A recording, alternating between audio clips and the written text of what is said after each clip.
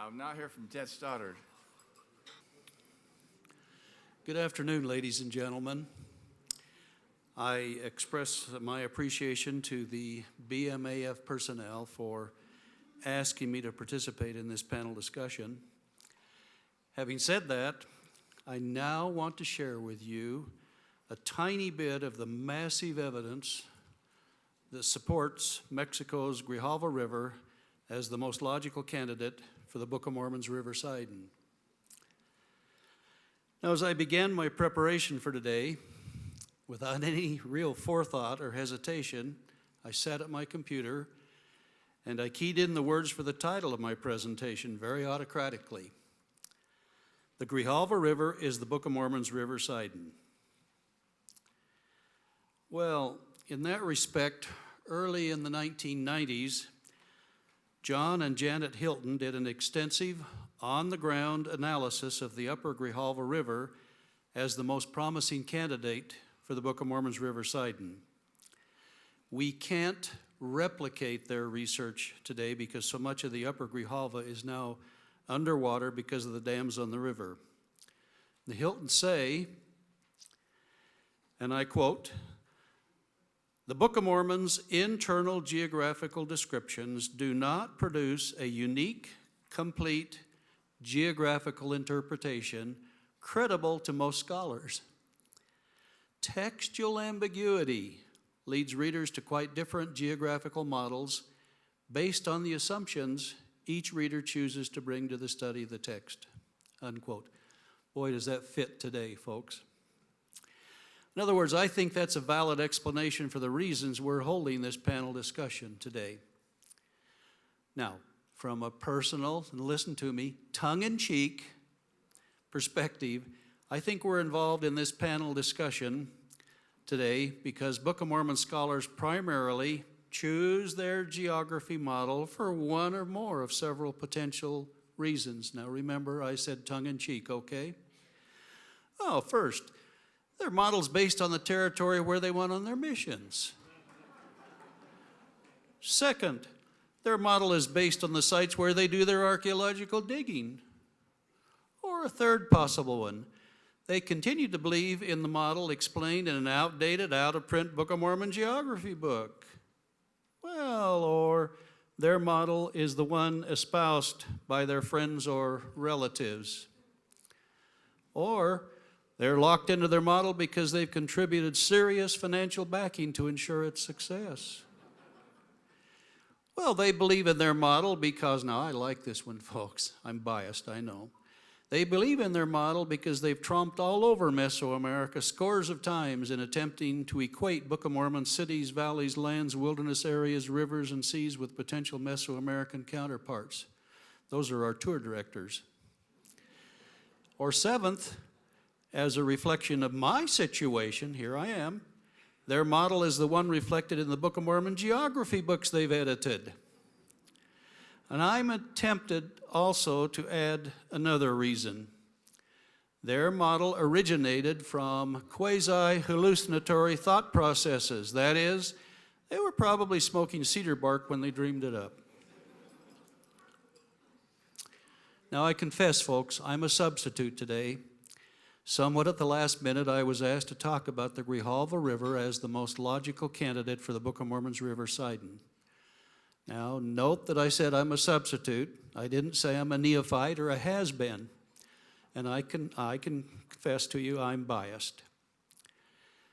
Now, to everyone, and especially to my colleague on the panel, Joe Anderson, based on my many years of extensive research, I say very vocally that I believe unequivocally that the Grijalva River is the River Sidon.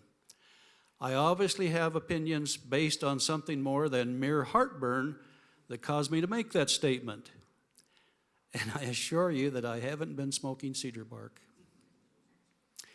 Now, I recently forwarded an email to my friends and cronies about something called cowboy wisdom. One of my favorite pieces of cowboy wisdom seems to fit my situation today. Here it is. Don't interfere with something that ain't bothering you none. Now, until I was asked to be on the program, I was looking forward to following that advice via my non-participation today, so I could casually soak up the wisdom of the experts who supposedly know everything about the Book of Mormon's River Sidon. However, folks, I'm okay with the marching orders I received that go against that cowboy wisdom I cited. And in doing so, I am very honored to be part of this panel discussion today. Now, here's where I need to make several upfront statements. Several. I believe that the Book of Mormon is a real account about real people who lived in the New World geographic area we today refer to as Mesoamerica. I believe that Joseph Smith did exactly what he said he did. He translated the Book of Mormon by the gift and power of God. And I believe that everything we read in the Book of Mormon is there for a purpose. In that respect, I believe that Mormon included his extensive geographic pointers so we would know where in Mesoamerica the various New World events took place.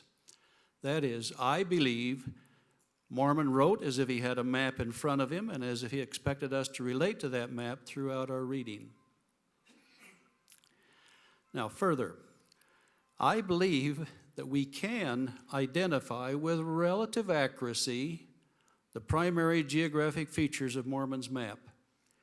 Oh, you know, the narrow neck of land, the land northward, the land southward, the narrow strip of wilderness, the East Sea, the West Sea, and so forth.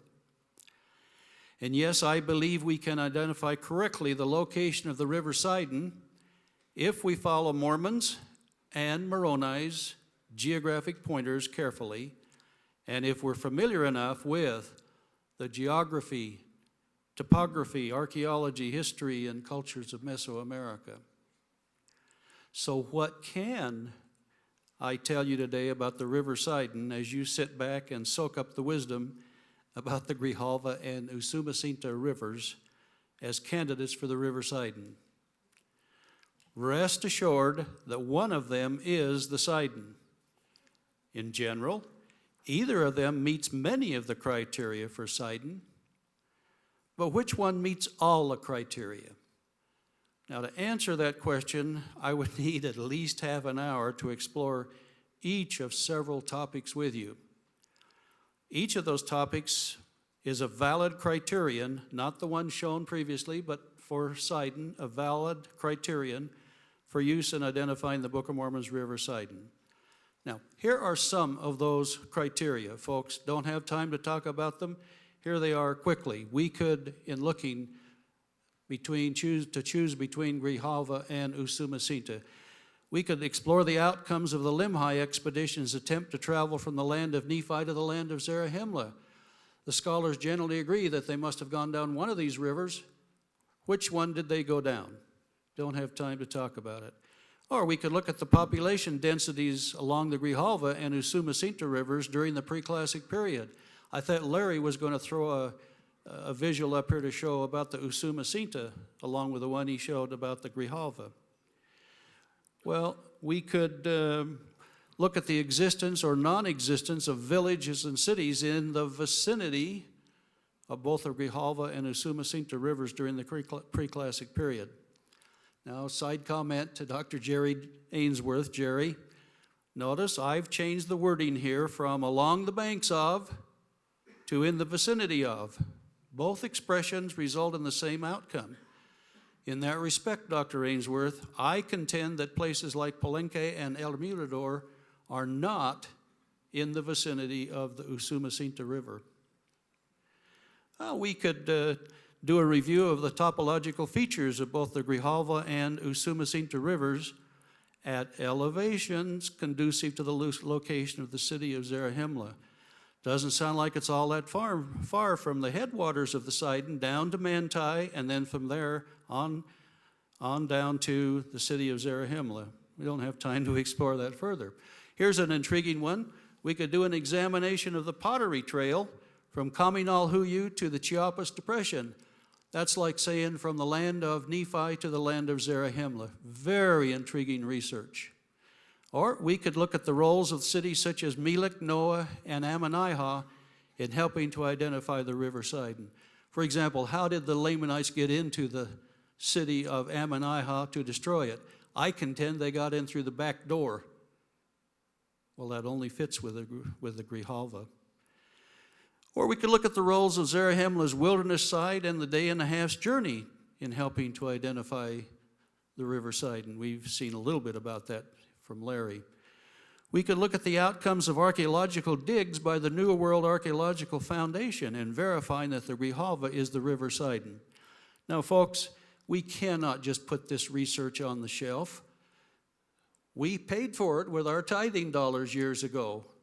The NWAF was funded, still is, by the church. And the research that they came out with was not addressed to members of the church, but to society in general. That research is still resident in the library at BYU. So much there that they did in terms of the Grijalva. We cannot just ignore it, folks, just because we say it's old and out of date. We could look at the distances associated with Sidon-related geographic features correlated with Grijalva-related geographic features. Interesting stuff. We could look at the overall geography of the Book of Mormon's land southward correlated with the territory immediately east and southeast of the Isthmus of Tehuantepec. We could look at name correlations. Might be dangerous somewhat, but we could name correlations in the land southward that help identify the river Sidon.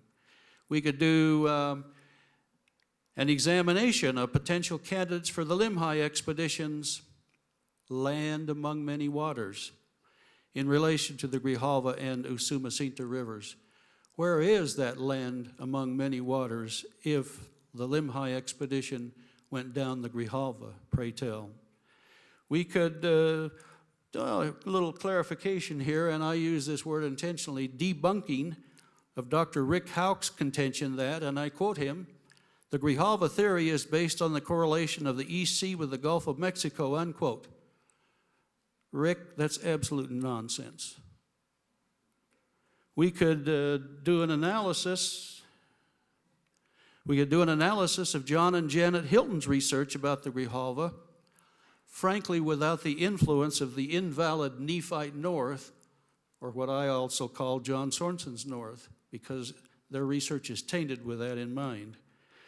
We could do an analysis of the boundary comparisons of the modern Mexico states of Veracruz, Oaxaca, and Chiapas with the Book of Mormon lands of Desolation, Zarahemla, and Bountiful. Something is going on there. Now, folks, I believe that rigorous, objective analyses of such criteria as those will lead the analyzer to the conclusion that the Grijalva River is the river Sidon of the Book of Mormon. I could add several other criteria. We've seen some from Larry here. However, I hope I made my point here that we have a mountain of evidence to analyze in determining whether the Book of Mormon's river Sidon is the Grijalva River or the Usumacinta River. I simply don't have time today to deal adequately with more than one topic at this point. That is more than one of such criteria in support of the Grijalva. Now, therefore, I'm going to share with you quickly my thoughts about the Book of Mormon's Wilderness of Her Mounts and its role in helping us locate the river Sidon. Bottom line, folks, I think I know where the Wilderness of Her Mounts was and is located. I'm biased, but I think I know this. I think it becomes pretty obvious. Now, trust me, it's located in the same place today where it was located in Book of Mormon times. After carefully studying the Book of Mormon, if we can locate the Wilderness of Her Mounts, I propose that we can easily and correctly locate the river Sidon.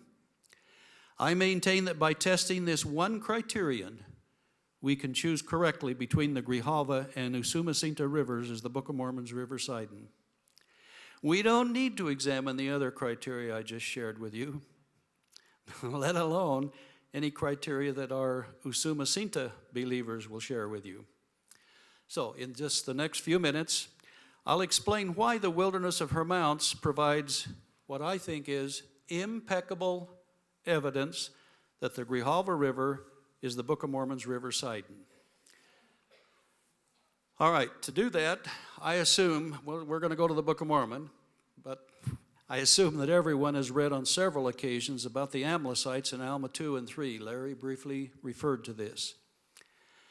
In brief, the Amla Sites were former Nephites led by Amla Sites, who apparently wanted to be a king over all the people. And eventually, the Amla Sites teamed up with the Lamanites and fought a great battle against the Nephites, I'm going to say near the River Sidon, probably standing in the River Sidon while fording it at least, certainly on the banks of the River Sidon.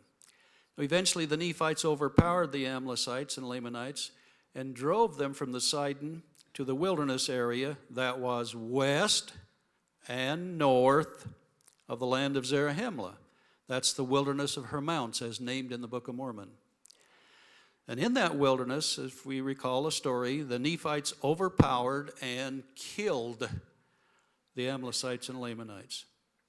Little side note associated with these events, at least from my perspective, it's worth our time to watch Mel Gibson's movie, Apocalypto, if for no other reason than to help us envision and understand the chase scene of the Nephites pursuing the Amlicites and Lamanites into and in the wilderness of her mounts.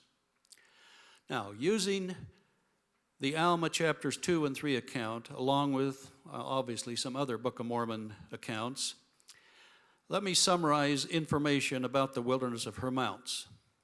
Here we go.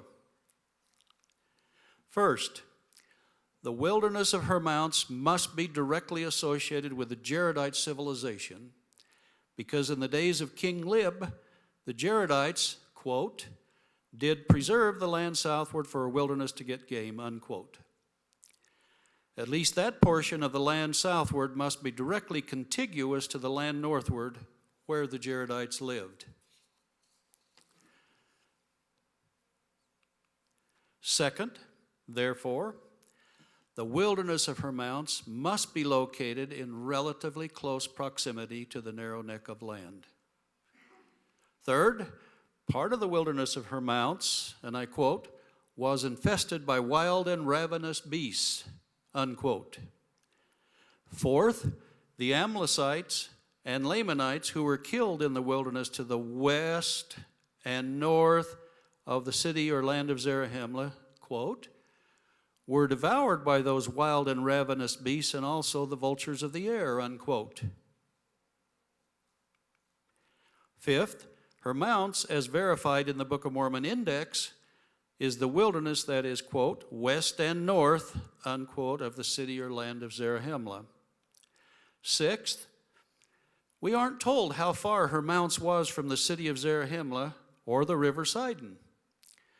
We also aren't told how many days the Nephites pursued the Amlicites and Lamanites west and north of Zarahemla into and in the wilderness of her mounts. Now, we are told that her mounts was away beyond the borders of the land, unquote, the land of Zarahemla. Now, away beyond sounds like more than a mere few hours travel time or more than a few miles distance from Zarahemla. At this point, whatever else we say about the wilderness of her mounts, we must conclude that it was located in the land southward. Now, based on the archaeological and historical records of Mesoamerica in the land southward, that territory was and is Maya country, not only during Book of Mormon times, but also today. Therefore, seventh, at one point I assumed that the Maya country of Mesoamerica extended all the way west to the narrow neck of land, in this case the center point of the Isthmus of Tehuantepec. Oh, that's nonsense, of course. All legitimate maps of Maya country show Maya country beginning a significant distance from the center of the Isthmus of Tehuantepec, as you'll see in this visual. The green area is Maya country, during Book of Mormon times and today. Notice the territory between the Isthmus and the beginning of Maya country. quite a chunk of territory there. Why isn't that territory included in Maya country? Answer: because the wilderness of Tehuantepec extends from the narrow neck of land, that is, the Isthmus of Tehuantepec, to the east and represents a significant chunk of uninhabited territory in the land northward. Only after the wilderness of Tehuantepec runs out or peters out on the east do we find evidence of definitive Maya occupation in the Book of Mormon's land southward.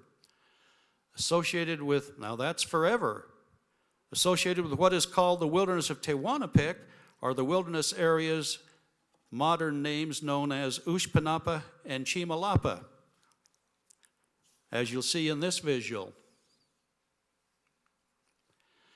Here's a significant thing about these wilderness areas. They've essentially been uninhabited by permanent cultures forever.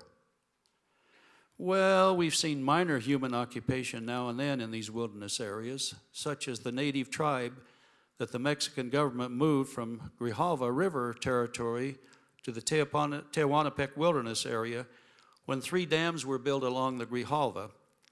But permanent human occupation over the centuries in the wilderness of Tehuantepec has been practically non-existent. So I invite you to note pointedly the location of the modern wilderness areas associated with the names Tehuantepec, Ushpanapa, and Chimalapa. The wilderness of these areas is precisely in the right location for the wilderness of her mounts. And here are 2 other significant things associated with the modern wilderness areas of Tehuantepec, Ushpanapa, and Chimalapa, and the Book of Mormon's wilderness of her mounts.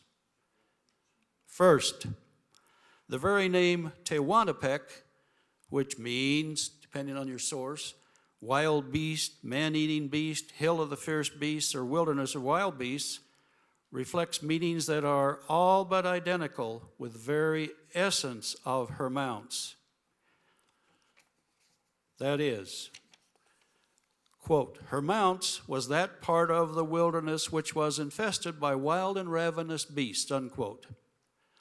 That Book of Mormon wording pointedly describes sections of the wilderness of Tehuantepec today. Further, her mounts is the area where the Amla Sites and Lamanites who were killed there, quote, were devoured by those beasts and also by the vultures of the air, unquote. Even today, the vulture capital of the world, now Kirk, those are my words, okay? That's my description of the area, is located in the wilderness of Tehuantepec, a fact that is exemplified by the establishment of a national vulture preserve in the Tehuantepec wilderness territory by the Mexican government. Second, now this gets pretty personal at this point.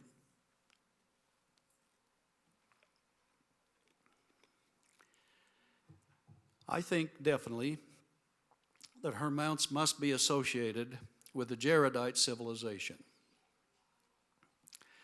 And I, of course, equate the Jaredites with the Olmecs of Mesoamerica.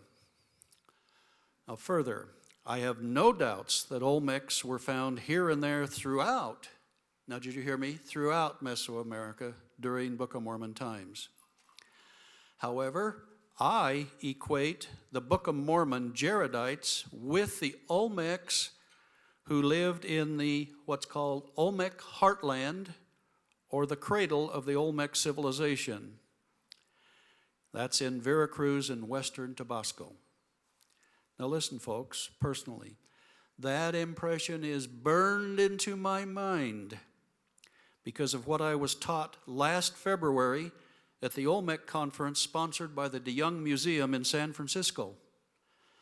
The world's foremost Olmec authorities who were on the program at this conference unanimously spoke of all Olmecs outside the Olmec heartland as living in the hinterlands of Mesoamerica. To me, they're the Jaredites, or the Olmecs, who probably, because of distances or other reasons, didn't gather at the hill Ramah for the last great battle of the Jaredites.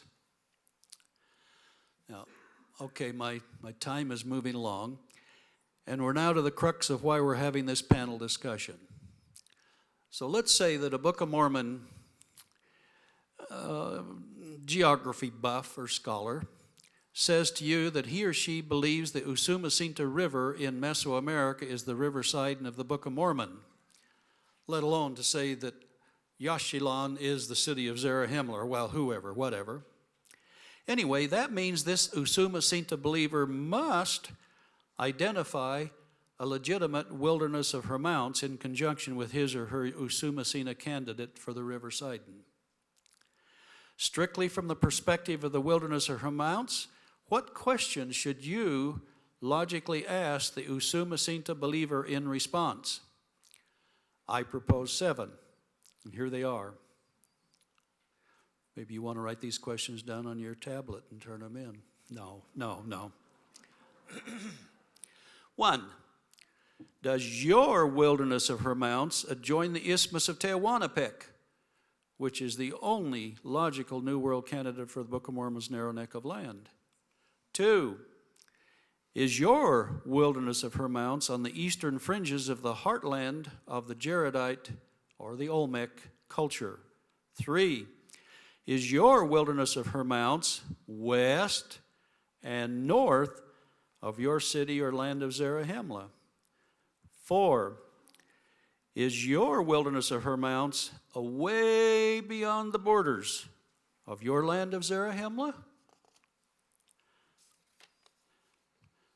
5, can you identify in the vicinity of the Usumacinta River a logical, valid candidate for the city of Zarahemla, from which Nephites, Amla Sites, and Lamanites could travel west in a reasonable period of time and reach the wilderness that adjoins the Isthmus of Tehuantepec? 6, can you associate wild and ravenous beasts of the forest and vultures of the air with your proposed wilderness of her mounts?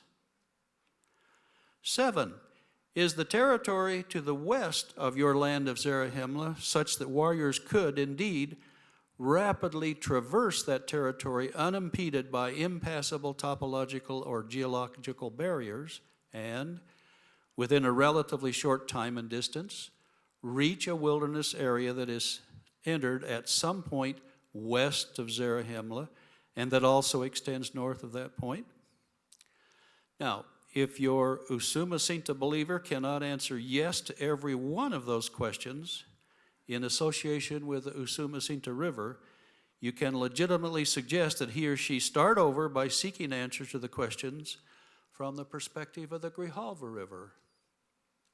If that suggestion is ignored, you can then legitimately suggest that the Usumacinta believer explore seriously and objectively the other criteria for the river Sidon. Now, as a quick summary as I conclude, I've shared with you, admittedly, my biased thinking about only one criterion for helping us choose between the Grijalva and Usumacinta rivers as the Book of Mormon's river Sidon. That criterion, the wilderness of her mounts, helps me to say, I believe unequivocally that the Grijalva River is the Book of Mormon's river Sidon. Now, thank you for your time and attention. I look forward to your questions and comments.